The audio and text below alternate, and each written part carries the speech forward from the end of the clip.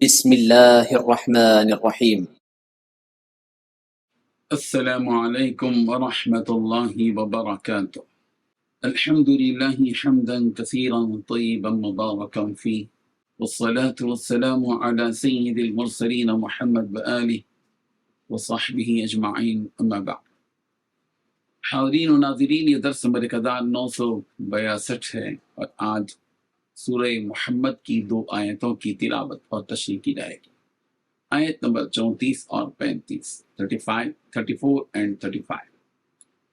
چلیے سب سے پہلے ہم ان 2 آیتوں کی تلاوت کرتے ہیں، لفظی ترجمے اور ترجمے کے بعد تشریح کرتے ہیں۔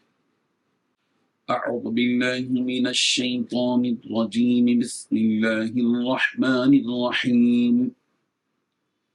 ان الذين كفروا وصدوا عن سبيل الله ثم ماتوا وهم كفار فلن يغفر الله لهم فلا تهنوا وتدعوا إلى السلم وأنتم الأعلون والله معكم ولن يتركم أعمالكم صدق الله العظيم۔ لفظی ترجمہ یوں ہے، ان الذین، بے شک وہ لوگ جنہوں نے کفروا، کفر کیا، وصدوا، اور انہوں نے روکا، عن سبیل اللہ، اللہ کی راہ سے، ثم ماتوا، پھر وہ مر گئے، وہم کفار، اس حال میں کہ وہ کافر ہی تھے، فلن یغفر اللہ، پس اللہ نہیں بخشے گا انہیں، لہم انہیں، فلا تہنوا، چنانچہ تم سستی نہ کرو، وتدعوا، اور تم بلاؤ، الی السلم، صلح کی طرف، وَأَنْتُمُ الْأَعْلَوْنَ، اور تم ہی بلند ہو، وَاللَّهُ مَعَكُمْ، اور اللہ تمہارے ساتھ ہے، وَلَن يَتِرَكُمْ، اور ہرگز کم نہیں کرے گا تم سے، اعمالکم، تمہارے اعمال کو۔ ترجمہ یوں ہے، جن لوگوں نے کفر اپنا لیا ہے اور دوسروں کو اللہ کے راستے سے روکا ہے، پھر کفر کی حالت میں وہ مر گئے ہیں، اللہ کبھی ان کو نہیں بخشے گا۔ لہذا اے مسلمانوں، تم کمزور پڑ کر صلح کی دعوت نہ دو، تم ہی سر بلند رہو گے، اللہ تمہارے ساتھ ہے اور وہ تمہارے اعمال کو ہرگز برباد نہیں کرے گا۔ ان 2 آیتوں میں 8 باتیں بیان کی گئی ہیں۔ پہلی بات، جن لوگوں نے کفر اپنا لیا ہے۔ دوسری بات، دوسروں کو بھی اللہ کے راستے سے روکا ہے۔ تیسری بات، پھر کفر ہی کی حالت میں مر گئے ہیں۔ چوتھی بات، تو ایسے لوگوں کو اللہ کبھی نہیں بخشے گا۔ پانچویں بات، لہذا اے مسلمانوں، تم کمزور پڑ کر صلح کی دعوت مت دو۔ چھٹی بات، تم ہی سر بلند رہو گے۔ ساتویں بات، اللہ تمہارے ساتھ ہے۔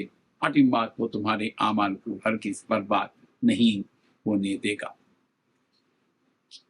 بزرگان محترم، اگر کسی ایمان والے بندے سے برائیاں اور گناہ سرزد ہو جائیں تو اسے مایوس نہیں ہونا چاہیے کہ میں نے تو اتنے گناہ کر لیے، اب اللہ میری مغفرت فرمائے گا یا نہیں۔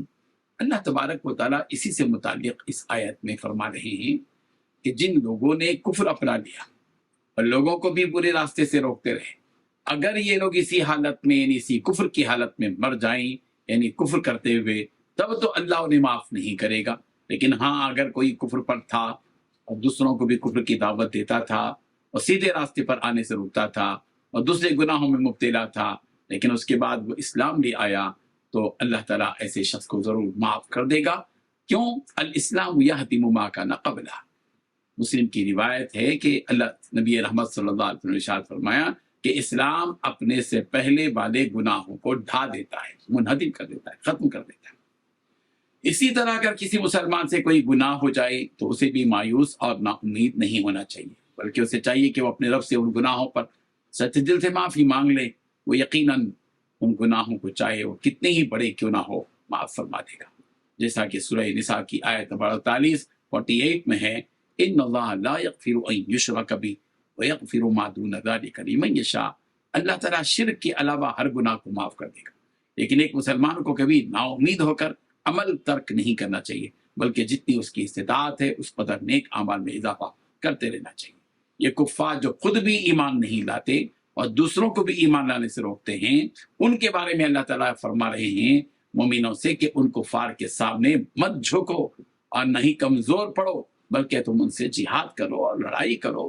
اپنے آپ کو کمزور جان کر ان مشرکین سے صلح کرنے میں پہل مت کرو، بلکہ تم ہمیشہ لڑائی کے لیے تیار رہو، اور یقیناً اس لڑائی میں فتح تمہاری ہی ہوگی۔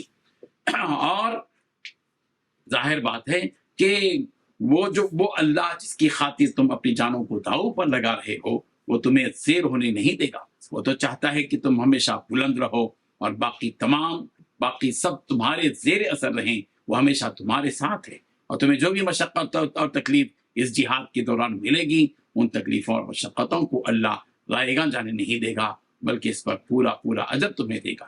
لہذا تمہیں کسی بھی چیز کی کوئی فکر کرنے کی ضرورت نہیں، بس تم اپنے آپ کو کافروں کے سامنے کمزور پڑنے نہ دو، بلکہ باقی اللہ ذمہ دار ہے۔ اس آیت میں اللہ تبارک و تعالیٰ نے صلح کے لیے نہ جھکنے کا حکم دیا، جبکہ سورہ انفال کی آیت نمبر 61 میں اللہ تعالیٰ نے مسلمانوں کو حکم دیا وَإِن جَنَحُوا لِلسَّلْمِ فَجْنَحْ لَهَا، کہ اگر وہ صلح کے لیے جھک جائیں تو تم بھی صلح پر آمادہ ہو جاؤ۔ تو اس طرح بظاہر دونوں آیتوں میں تضاد معلوم ہوتا ہے۔ ایک جگہ کہا گیا کہ تم جو ہے کمزور مت پڑو اور صلح پر کے لیے آمادہ نہ ہو، اور یہاں کہا جا رہا ہے کہ اگر وہ صلح کے لیے جھک جائیں تو تم جو ہے تم بھی صلح پر آمادہ ہو جاؤ، کہ ایک میں صلح کرنے کا حکم اور دوسری کے منع ہے۔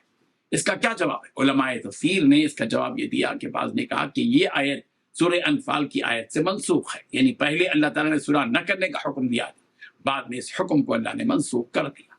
اس کا مطلب یہ کہ اب صلح کریں تو صلح کرنا چاہیے۔ مگر بعض حضرات نے کہا کہ ان دونوں آیتوں میں کوئی تضاد نہیں۔ جس آیت میں صلح سے روکا گیا وہاں بزدلی کی وجہ سے خود صلح کی پیشکش کرنے سے منع کیا گیا، کہ تم خود صلح میں پہل نہ کرو کہ وہ تمہیں بزدل نہ سمجھ لیں، لیکن البتہ اگر وہ خود صلح کی پیشکش کریں اور صلح میں کوئی مصلحت ہو تو ایسی صورت میں صلح کرنا ہی بہتر ہے، جیسا کہ نبی رحمت صلی اللہ علیہ وسلم نے صلح حدیبیہ کے موقع پر صلح کی۔ لہٰذا یہاں مسلمان کو اللہ تعالیٰ نے ایک نصیحت کی ہے کہ تم ہر وقت ان کافروں کے سامنے دب کر نہ رہو اور بذات خود ان سے صلح کرنے کی پہل مت کرو، ورنہ یہ لوگ تمہیں کمزور سمجھ کر اور دبانے کی کوشش کریں گے، اور ہو سکتا ہے تمہیں اسلام کے احکامات پر عمل کرنے سے بھی روک دیں۔ تم اپنے آپ کو ان مشرکین سے ہر مقابلے کے لیے تیار رہو اور اللہ پر بھروسہ کر کے آگے بڑھتے جاؤ۔ البتہ اگر یہ مشرکین خود صلح کی پیشکش کریں اور تمہیں لگتا ہے کہ یہ صلح ہمارے لیے بہتر ثابت ہوگی، تو ایسے وقت میں تم اس پیش کردہ صلح کو قبول کر لو، تاکہ بعد میں چل کر آسانیاں پیدا ہوں۔ اللہ تعالیٰ آیات کو سمجھنے کی ہم سب کو توفیق عطا فرمائے۔ آمین۔ وآخر دعوانا الحمد للہ رب العالمین۔